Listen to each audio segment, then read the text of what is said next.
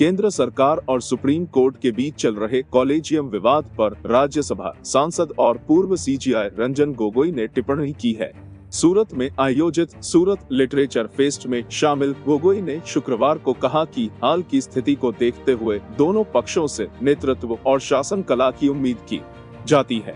पूर्व सीजीआई ने कहा, न्यायपालिका और कार्यपालिका संविधान के लिए दोनों जरूरी हैं।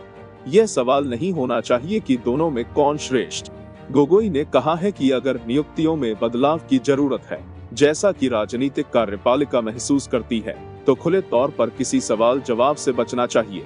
इस मसले पर चर्चा के लिए सार्वजनिक मंच उपयुक्त जगह नहीं है, जहां आप न्यायपालिका पर निशाना साधें। उन्होंने कहा कि दोनों पक्षों को बड़ी जिम्मेदारी और संयुक्त तौर पर कार्य करने की जरूरत है।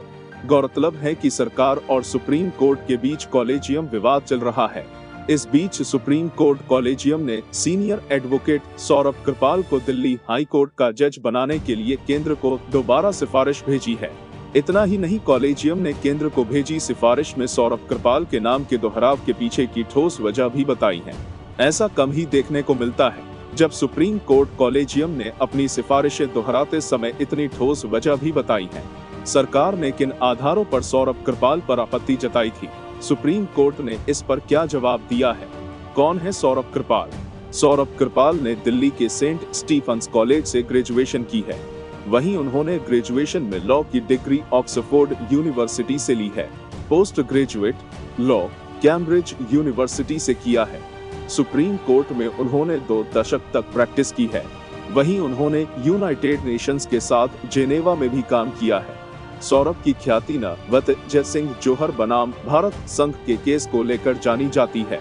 दरअसल वे धारा 377 हटाए जाने को लेकर याचिकाकर्ता के वकील थे।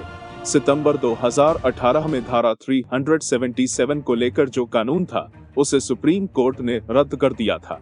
2017 से लंबित है सिफारिश। सौरभ कृपाल के नाम पर सबसे पहले कॉलेजियम ने 2017 में दिल्ली हाई कोर्ट का जज बनाए जाने को लेकर सिफारिश की थी, लेकिन तब से नियुक्ति अटकी पड़ी है। इसके बाद पिछले साल 11 नवंबर को हुई कॉलेजियम की बैठक में उनके नाम की सिफारिश की गई थी। मार्च 2022 में चीफ जस्टिस एस बोबडे ने केंद्र सरकार से सौरभ कृपाल को जज बनाए जाने को लेकर पूछा था कि सरकार इस बारे में अपनी राय स्पष्ट करे। किस आधार पर है सरकार की आपत्ति? जानकारी के मुताबिक केंद्र की मुख्य आपत्ति 2 वजहों को लेकर है।